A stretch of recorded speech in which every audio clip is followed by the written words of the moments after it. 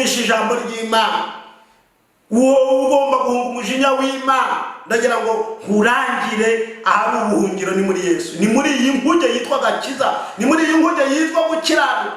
Ndagira ngo ngubwire wowe utegereza amasezerano y'Imana, uri umunyabyaha umeze nk'utegera indege Nyabugogo, ntabwo byavamo, ntibyashoboka.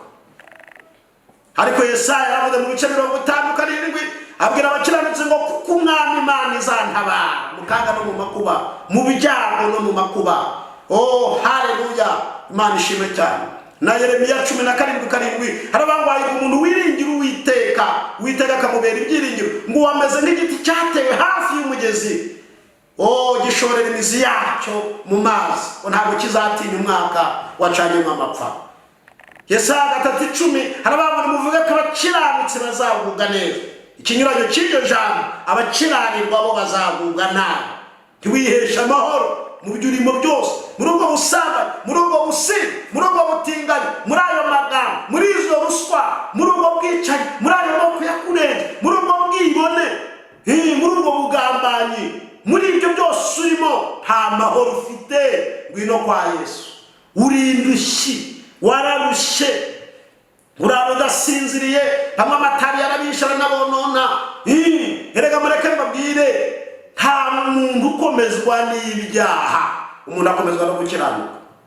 Niyo mpamvu Imana ireba igasanga ntacyo umaze nyine, n'ibyago bikakugeraho, izo za kanseri zikakugeraho, za hepatite zikakugeraho, izo za sida zikakugeraho, kugira ngo upfe hakiri kare, kuko ntacyo wunguye Imana. Imana irakureba igasanga uri pumba, Imana irakureba igasanga uri imyanda, Imana irakureba igasanga ntacyo icyo. Bibiri n'abantu udakonje kandi ntubire ukabura akazuyazi, Uwiteka arakuruka. Imana ntishaka kuba hagati. Bene data nshuti z'umusaraba, aho usengera hariho hose, va muri Babuloni, va mu idini wubake mu itorero, va mu mihango uba umugeni wa Kristo. Muri ibyo yaravuze ngo mugeni wa Yesu witegure, ari hafi yo kuza kukujyana mu byicaro byiza byo mu ijuru byateguriwe abamwizera bose. Inama nguha ni uguhungira kuri Yesu, ntabwo bigoye, ni ukwakira Yesu nk'umwami n'umukiza mu bugingo bwawe, warangiza ukizeza umutima wawe, ukava mu gitabo cyo kurimbuka ukaba umwana w'Imana. Birashoboka ko wibaza ngo ibyaha nakoze ni byinshi, ndi umwicanyi, ndi umusambanyi, ndi umunyamagambo, ndabesha, ndibana, nakoze ibyaha byinshi, nafashe ukwana ku ngufu, nagiye mu bapfumu, narapfumaguje, nararaguje, naraterekere, nishe abantu, nakoze ibyangwa n'abantu. Ese Imana yangirira imbabazi? Yesaya aravuze ngo nimuze tujye inama, ni Uwiteka avuga, naho ibyaha byanyu byatukura tukutuku, Uwiteka arabihindura umweru bisa na shere, Uwiteka arabihindura ubwoya bw'intama. Imana ishimwe cyane. Yesu arashaka kuguha amahoro, Yesu arashaka kuguha umutima haleluya woroshye w'inyama, kuvana mu mutima w'ubucamuke, kuvana mu mutima w'ubusama, kuvana mu mutima w'ubutinganyi, kuvana mu mutima w'ubugome, kuvana mu mutima w'iryuramya wikubita imbere by'ibishushanyo by'ibigirwamana bidafite icyo byakumarira, bidafite icyo byakugezaho. Abandi bafite za dayimoni boroye mu nzu zabo, abandi baratamba abana babo kugira ngo babone ubutunzi. Umva nkubwire inshuti, nta mahoro y'umunyabyaha.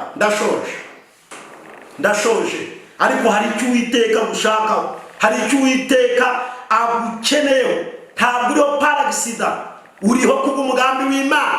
Imana yakuremye kugira ngo ube umumaro. Imana ishimwe cyane. Yewe mwana w'umuntu, niko bikavuze.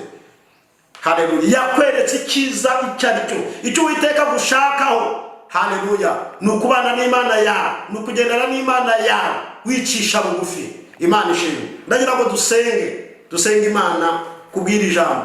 Wowe utwumvishe ukabufasha icyemezo, fatanya natwe iri sengesho. Turaza gusoza tubaha umurongo wazadushakiraho. Wumva ushaka kwakira Yesu nk'umwami n'umukiza, wumva hari igitekerezo cyangwa icyifuzo ufite, tugusengera Imana. Ariko nifuza ko icyifuzo cyakabaye icya mbere ni uguhungira mu nkuge yitwa gakiza muri Yesu. Kadusenga Imana. Mana, turagushimiye mu izina rya Yesu Kristo. Turaguhimbaje kuko uduhaye impano eshatu zikomeye. Iya mbere waduhaye impano, haleluya, y'izina. Izina ry'Imana ni izina rikomeye. Ntabwo ari ibigirwamana, ntabwo ari za she, ntabwo ari za shikaroro, ni Imana ivuga bikaba, yategeka bigakomera. ni Imana yamitse ikirere, ni Imana yaremye ibiguruka, ibikururuka, ibyigenza. Imana yaremye umuntu ikamuha umwuka. Iryo ni ryo zina dufite, kuko ngo nta rindi zina abantu bo mu isi bahawe ryo gukirizwamo kereka irya Yesu. Turagushimiye ku Mana ya kabiri waduhaye y'umwana wawe, umwana wawe ndetse akamenwa amaraso. Muri ayo maraso uyabonyeho n'umucira urubanza rubi umwita umukiranutsi. Turagushimiye kandi ku Mana ya gatatu y'umwuka wera waduhaye. Imana ishimwe cyane. Umwuka wera waduhaye ni umufasha udufasha mu byo twananiwe, ni umufasha utabara kuboneka mu byago no mu makuba. Mwuka wera ni utunihira iminiho, mwuka wera ni udusabira, mwuka wera ni utwemeza ibyaha, mwuka wera ni udutsinda, mwuka wera ni uduhanira gukiranuka. Imana ishimwe cyane. Reka mwuka wera ahabwe umwanya.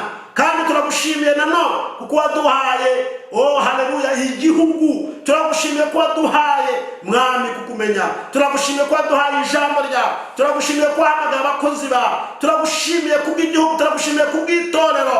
Mu izina rya Yesu Kristo dusengeye imitima y'abumvishije ijambo, kugira ngo ijambo ryawe ribahindure, oh haleluya, baze mu nkuge yitwa Gakiza, bahahungire ibyago, bahungire ibyorezo, bahungire urupfu, bahungire kurimbuka. Izina ry'Imana rihabwe icyubahiro. Kandi dusengeye umuntu ufashe icyemezo kugira ngo amaraso ya Kristo amubonekeho, ave mu gitabo cy'urupfu yandikwa mu gitabo cy'ubugingo. Twirukanye iki cyorezo kibasiye isi yose. Hari aho watangiye mwami ukirukana, uhere no mu gihugu cyacu, reka n'ibindi bihugu byose ukirukana ugitsembe, kuko mwami uri Imana itanezezwa nuko umuntu yapfa apfiriye mu byaha. Turagushimiye, tugushimiye mwami kuko wumvishe gusenga kwacu. Ngaho umugisha isi yose, umugisha abumvishije ijambo, umugisha abatabyumvishe gusa ahubwo bagiye gushyira mu bikorwa icyo ijambo ryawe risaba. Umugisha mwami Jado wateguye uyu mwanya kugira ngo abantu bumve ijambo ryawe mwami, umuha umugisha, kandi abumvishe ijambo ryawe bose bahabwe umugisha. Urakoze kuko ukoze ibiruta ibyo dusabye mu izina rya Yesu, amen. Birashobora kuba ufite icyifuzo cyangwa igitekerezo cyangwa ushaka kwakira Yesu umwami n'umukiza, waduhamagara kuri izi nomero 0782 30 15 81 0782 30 15 81. Wakoherezaho n'ubutumwa bugufi. Imana ibahe umugisha.